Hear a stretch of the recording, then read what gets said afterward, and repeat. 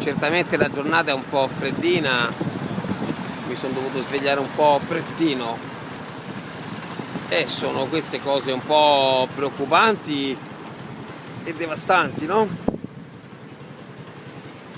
Sveglia alle 7, temperatura freddina, vai in giro per la capitale a cercare di fatturare, ma secondo te, da un'analisi superficiale, secondo te sto male a essere nato nella capitale dove la popolazione è sicuramente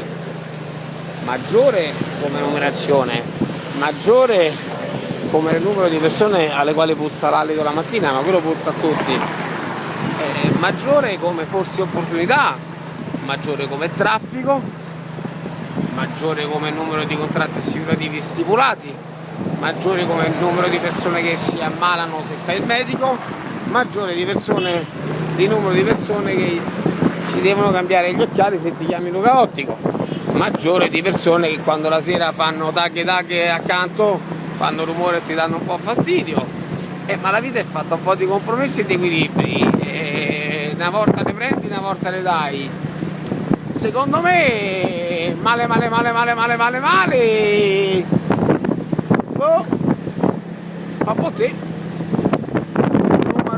Roma, core de sta città, unico grande amore di tanta e tanta gente che quando hai fermato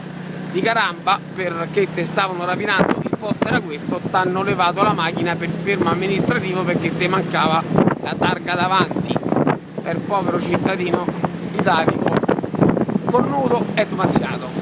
Ma noi sorridiamo, è il sole alto in cielo, è il sorrisone, è sulla bocca stampata e viva la vita.